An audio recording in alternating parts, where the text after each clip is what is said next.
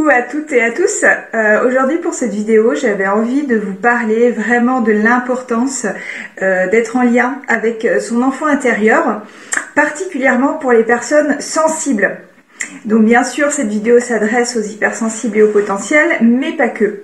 Alors vous allez comprendre un petit peu pourquoi ce domaine, ce cœur de l'intelligence émotionnelle, vu sous l'angle de l'enfant intérieur, moi, me parle tellement.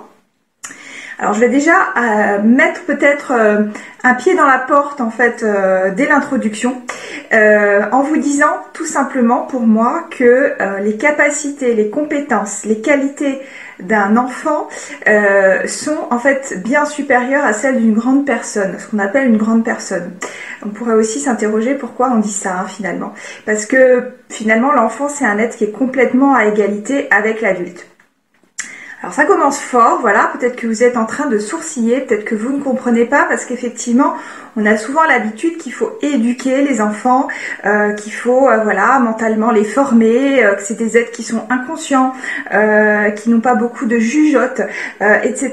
Et on parle de l'âge de raison à partir de 6-7 ans, comme si avant effectivement ils ne pouvaient pas du tout raisonner et qu'ils étaient soumis à cette intelligence mère qui est la mère de toutes les intelligences, l'intelligence émotionnelle, puisque l'enfant est d'abord un être sensible, c'est d'abord un être qui sent, qui ressent le monde par ses perceptions, et notamment effectivement beaucoup d'enfants précoces ont un œil sur le monde complètement émerveillé, ils sont très observateurs, ils sourient beaucoup, ils sont vraiment très curieux en fait de tout l'environnement qui les entoure.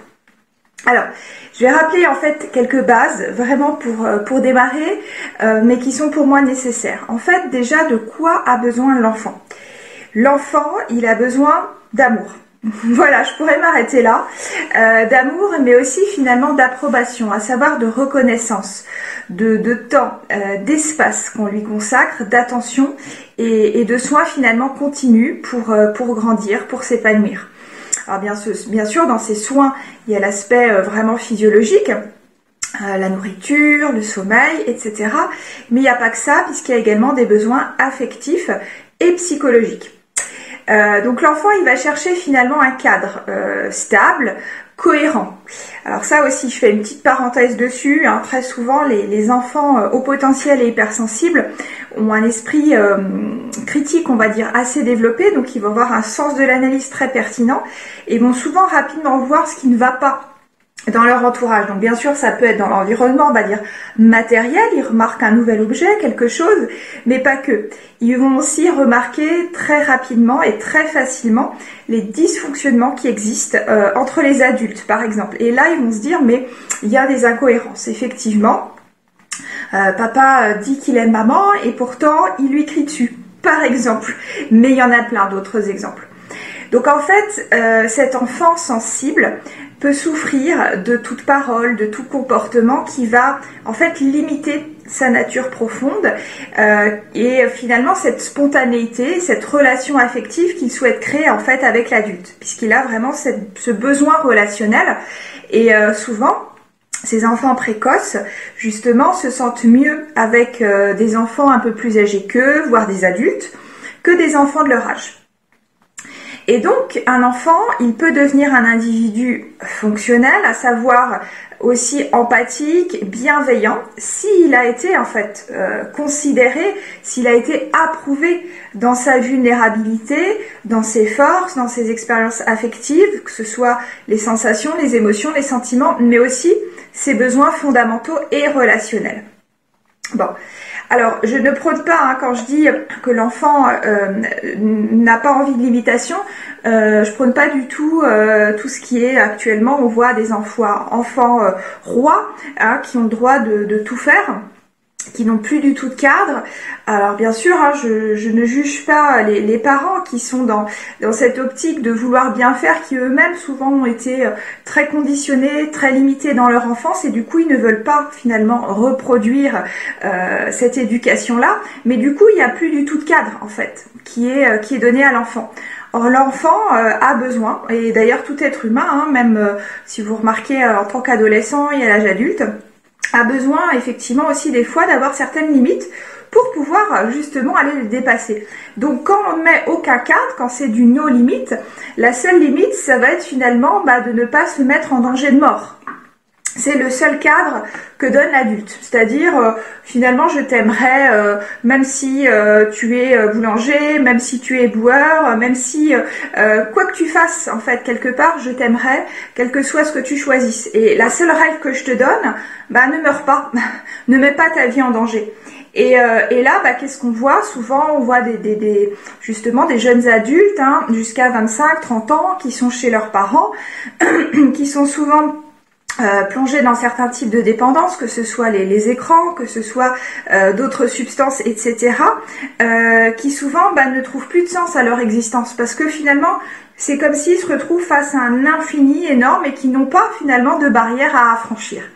Donc l'idée, c'est plutôt peut-être d'aller poser certaines barrières, certaines limites à ces enfants, dans une espèce de jeu, une espèce de challenge, c'est-à-dire par exemple leur mettre un pot de confiture un petit peu loin, qu'ils peuvent pas le saisir, et puis savoir que justement quand ils vont essayer de le faire, oui, c'est un jeu finalement, et ça va être, vous allez apprécier de voir finalement leur sourire sur leur visage quand vous allez avoir cette expérience-là.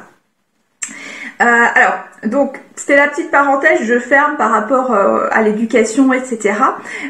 Mais les expériences, en fait, qu'on vit en tant qu'enfant, tous, sont vraiment une trame. La trame, en fait, invisible de nous en tant qu'adultes. Et on sait aujourd'hui, il y a beaucoup de recherches en neurosciences affectives, notamment les travaux de Catherine Guéguin, je pourrais vous mettre la référence en dessous de la vidéo, qui attestent que le vécu d'un adulte est en lien étroit avec son vécu enfantin. Donc en fait, la façon dont vous avez été traité enfant influe sur votre vie affective et relationnelle. Alors, bien sûr, on ne peut pas changer le passé. Ce qui a été vécu, les faits sont ce qu'ils sont. Par contre, finalement, si on réfléchit bien, ce qui est souvent de l'ordre du traumatisme ou de l'expérience douloureuse, c'est pas tellement l'événement, c'est l'émotion, c'est le ressenti, c'est l'histoire en fait qu'on s'est racontée en lien avec cet événement.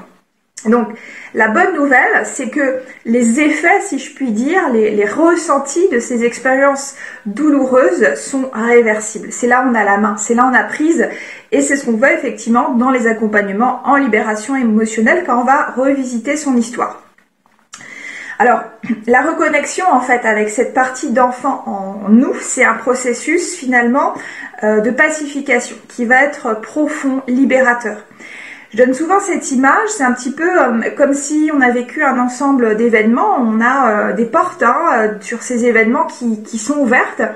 Si elles restent ouvertes, bien ça va créer des courants d'air, c'est-à-dire qu'on va toujours finalement être un petit peu en lien avec ces événements-là, on n'a pas fermé les portes.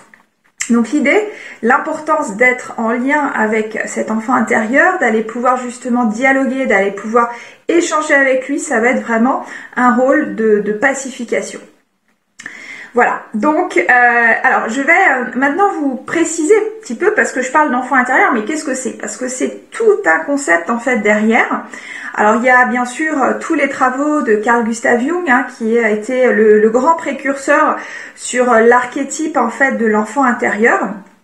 Et donc ça se base vraiment sur l'idée que on a tous été en fait des enfants, et que cet enfant, il vit encore en nous. Voilà. Même si on a 90, 100 ans, voire plus, c'est toujours une partie de nous qui reste à l'intérieur. C'est ça la notion. Je pourrais aussi dire qu'en fait, c'est la partie de la mémoire en fait du petit être que vous avez été, avec vos joies, avec vos peines. Et c'est aussi finalement, quand je dis archétype, c'est une métaphore de vos besoins fondamentaux et aussi de vos pouvoirs créatifs. L'enfant intérieur, pour moi, c'est vraiment relié à la notion de joie fondamentale. C'est l'être qui est vivant, qui est sensible, qui est vraiment donc éternel, c'est ce que je disais tout à l'heure. Et au-delà du concept psychologique, c'est vraiment cette véritable nature enfantine, ce moi profond à retrouver, à apprivoiser, à penser, à aimer. C'est pas un simple outil de développement personnel, parce qu'on le voit beaucoup, dans beaucoup de coaching, de thérapie, on en passe par là. Mais en fait, pour moi, une erreur, c'est de le chosifier, c'est de l'aborder en fait comme un problème à régler. C'est pas un problème à régler, c'est une facette fondamentale en fait de votre existence. Je pense qu'on est multiples, je pense qu'on a plusieurs visages, qu'il y a plein de personnages en nous et que une de nos facettes justement s'exprime sous la forme de cet enfant. Et en fait, il y a de nombreux aspects qui se dissimulent à l'adulte, aussi longtemps finalement qu'on ne prend pas la responsabilité de sa libération. C'est vraiment une responsabilité. C'est arrêter de se dire qu'on est victime de sa vie, qu'on a été victime de ses parents, qu'on a été victime de l'éducation, de l'école, etc. Là, non, c'est pas prendre sa responsabilité. En fait, c'est vraiment avoir un échange en tant qu'adulte, qui a toutes ses ressources, qui a vécu l'expérience qui a été la sienne et qui va prendre par la main en fait cette partie avec ses ombres mais aussi avec ses lumières en lui pour vraiment être en lien pour pouvoir l'écouter. Donc cette pacification, je parlais des parts blessées en vous, c'est aussi réintégrer l'autre partie, c'est aussi ce que j'appelle l'enfant lumière ou l'enfant phénix. Le phénix, il renaît de ses cendres, c'est-à-dire que c'est quelque chose qui peut être magnifique avec un potentiel de vie énorme, de ressentir en fait vraiment cette lumière sous toutes ses caractéristiques aussi d'enfant heureux. Et ça, j'insiste, c'est quel que soit votre passé. Parce qu'il y a beaucoup de personnes qui me disent « mais je me rappelle pas du tout de souvenirs heureux de mon enfance ». Oui, parce que notre cerveau, là aussi les neurosciences le disent, on a beaucoup plus de facilité de se rappeler des événements négatifs, de ce qui n'allait pas. Mais si vous êtes là aujourd'hui à m'écouter, si vous avez survécu à tout ce qui s'est passé, c'est qu'en fait vous avez quand même reçu le minimum d'amour nécessaire pour ce faire. Là aussi, il y a plein d'études sociologiques notamment qui montrent que des enfants, à un moment donné, il y avait une grande campagne dans les pays de l'Est, il y a plusieurs décennies, où il y avait vraiment une volonté de repeupler le pays, et donc on demandait aux femmes d'avoir au moins 5 voire 10 enfants. Et bien sûr, quand même, elles ne pouvaient pas les élever, elles les abandonnaient dans la rue, donc c'est devenu des enfants des rues. Il y a eu beaucoup de mortalité d'enfants justement qui, dans leurs besoins affectifs relationnels, n'ont pas reçu le minimum nécessaire. Et donc, finalement, oui, c'est la mort, comme un nouveau-né, même qu'on abandonne, effectivement, qui n'est pas recueilli dans une famille, il ne survivra pas. Et bien là, c'est pareil. Donc là aussi, ça va être un petit peu un exercice d'aller se remémorer, retrouver, parce que la mémoire retrouve aussi ces notions-là, les facettes, je dirais, de votre enfant lumière. Alors maintenant, ce que j'aimerais vous donner, en fait, c'est 3 caractéristiques heureuses, justement, de l'enfance en vous. Pour ceux qui ont vraiment du mal à se dire, mais pour moi, non, l'enfant en moi, mes parts d'enfance, c'est malheureux, c'est sombre, je ne vois pas. Je vois pas finalement à quoi ça me servirait de me reconnecter avec mon enfant intérieur. Alors, premier trésor pour moi, c'est un enfant. Pour un enfant, c'est, comme je vous disais, il est vulnérable. Donc c'est reconquérir le bonheur d'être vulnérable. Et oui, alors peut-être en tant que haut potentiel sensible, si vous m'écoutez, cela vous paraît déjà incroyable. On confond souvent la vulnérabilité et de l'impuissance, mais c'est pas du tout pareil. En fait, contrairement aux autres espèces, quand vous voyez chez les animaux, par exemple, l'être humain, lui, il est inachevé à la naissance. En fait, c'est ce qu'on appelle scientifiquement la néotonie. Donc, le nouveau-né, déjà, quand on arrive, il est profondément démuni. Il ne survit, en fait, que grâce à l'amour et aux soins qu'il reçoit. Et vous voyez, chez les animaux, la plupart du temps, ils mettent quelques minutes, voire quelques heures pour se mettre debout. Ils sont très très vite dans l'apprentissage et ils deviennent très très rapidement autonomes. Mais nous, c'est pas le cas. Il y a vraiment cette vulnérabilité de naissance. Comme je vous disais, un nouveau-né dont on s'occupe pas, il ne grandit pas et il meurt. Notre force, donc la force de l'être humain, c'est justement cette capacité du grandissement.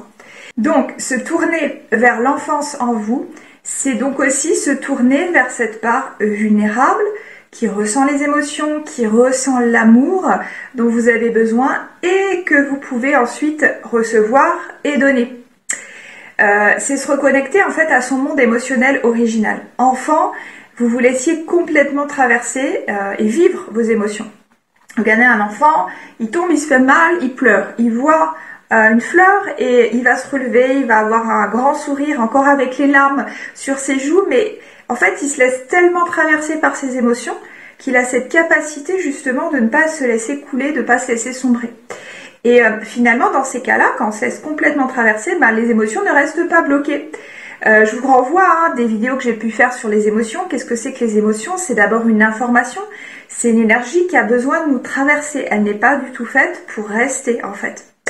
Donc l'inachèvement finalement c'est notre nature fondamentale. On est toujours en mouvement, on est toujours ouvert à de multiples possibles. C'est donc finalement très heureux. Ça c'est la première force.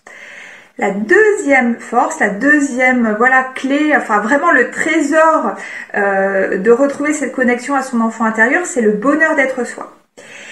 Adulte, on est plein de savoir, d'éducation, de conformisme culturel, sociétal.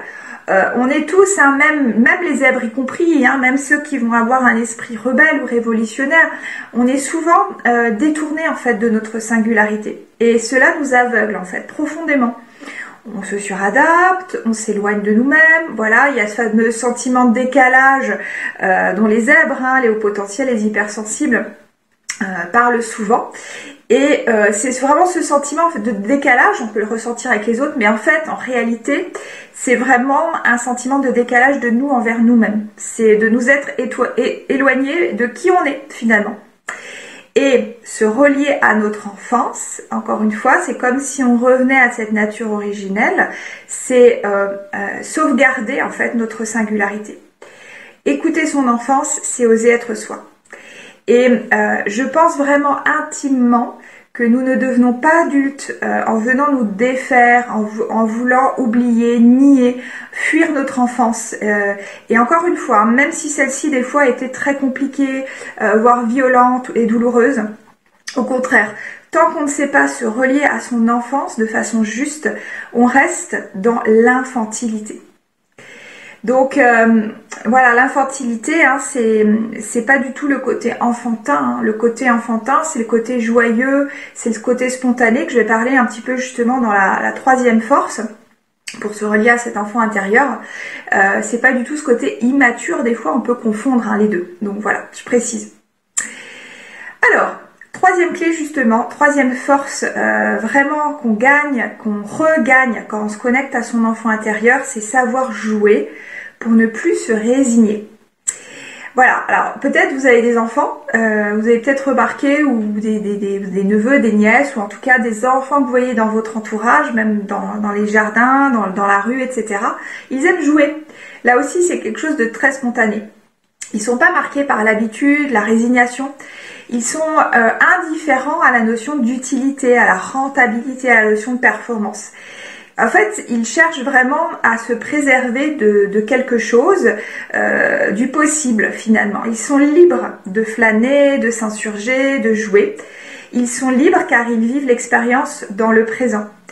Et finalement, là aussi c'est bafoué, finalement l'enfant, l'adulte qu'on est devenu, mais quand on nie cette partie-là, l'erreur de l'adulte en fait, c'est pour moi qu'il sait tout à l'avance, et que l'étrangeté du monde ne l'étonne plus.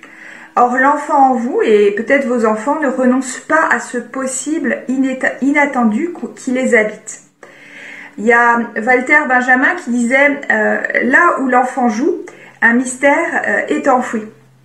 Donc vous voyez, en fait, c'est vraiment retrouver cette capacité de s'ouvrir au champ des possibles, d'être étonné, d'être surpris, de sortir en fait de cette habitude, de voir la vie toujours d'une certaine façon, avec cet aspect qu'on croit raisonnable, mais où on perd complètement notre spontanéité, notre joie de vivre et cette capacité de jeu. Donc si vous avez envie d'aller plus loin, d'aller effectivement voyager vers cette partie de vous-même, il y a plusieurs possibilités. Je vais vous mettre donc en dessous de la vidéo un lien vers un atelier enregistré qui est très complet, que vous pouvez faire en toute autonomie. Il va y avoir vraiment différentes étapes. Vous allez être guidé pour définir, établir vos croyances limitantes en lien avec votre enfance et donc voyager, en fait, aller dans cette reconnexion, dans cette guérison avec cette partie de vous-même. ou bien effectivement vous pouvez le faire également en direct avec moi par des séances en individuel. On va vraiment personnaliser en fonction de votre vécu, en fonction de votre histoire. Vous allez être guidé en fait pas à pas à votre rythme, puisque je ne sais jamais à l'avance la durée de l'accompagnement nécessaire pour la personne, puisqu'on a chacun notre propre rythme, mais on prend vraiment le temps de poser toutes les données, d'aller les revisiter, donc c'est vraiment un travail qui se fait en profondeur, et dans ce cas-là, vous n'hésitez pas à me contacter si vous voulez en savoir plus et puis prendre un rendez-vous. Je vous remercie beaucoup pour votre écoute. N'hésitez pas à commenter, à partager cette vidéo. Vous pouvez aussi vous abonner à ma chaîne. Et puis, je vous dis à très vite pour continuer à parler de ces thématiques en lien avec notre sensibilité et le monde de l'intelligence émotionnelle. À bientôt.